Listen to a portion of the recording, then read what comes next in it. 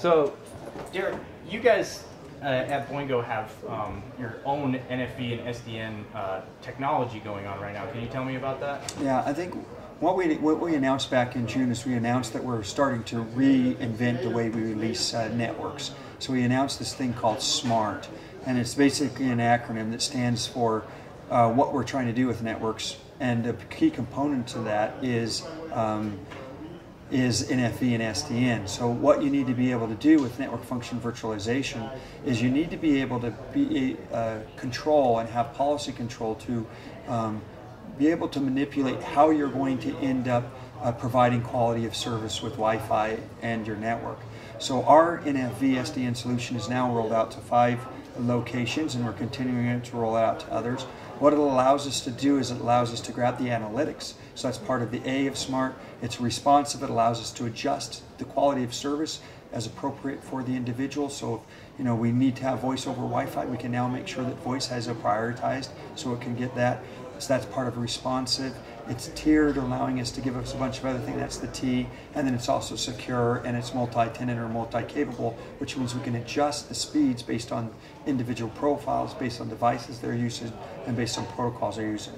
So that's part of that whole software-defined network capability. And then the network function virtualization allows us to sit there and scale up and scale down the different components that make up the solution really easily, because they're virtualized, they're on standard COTS hardware, and it makes it really easy to deploy and add new services in the future. And it's allowing you to be cloud-based, right? Yeah, a big component of NFV is cloud-based. So because you virtualized a lot of the different network functions, you can move as appropriate some of those functions into the cloud, and then you can have what we like to call in the CR world a simplified, standardized and centralized way of being able to deal with not only in the past what you were trying to do with your IT resources, but now you're doing that with your network resources. And you talked a little bit about analytics. That's kind of my thing at RCR. Yeah. So tell me how you guys are using the analytics.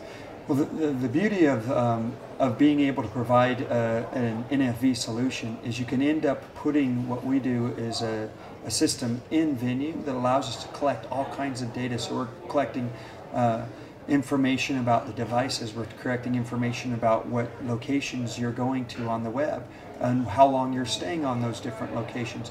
You can bring all of that information back into the centralized hub, and then you can start running analysis, and you can do real-time analysis and changes to the network to allow you to really provide the service you want. So an example I always like to give is, as part of the analytics that you're gathering, you're sitting there and you're noticing, oh, well, I've got a bunch of people upgrading to the latest version of iOS. For example, iOS 8 came out.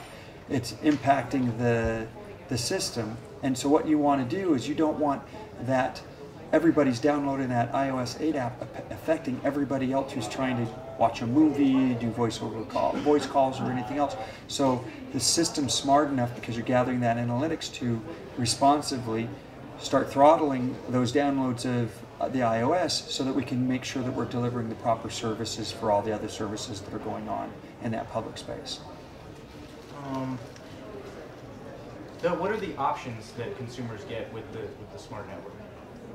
So that's going to be venue by venue specific. So one of the great things that we get is we're able to sit there and look at the devices, the protocols that are being used, and we can sit there and say, well, you're on a cell phone, and on a cell phone, to be able to watch Netflix or do some video streaming, you maybe only need 500 kilobytes of data bandwidth. But if you're using your laptop, you're getting HD content, maybe you need 2.1 megabits of bandwidth.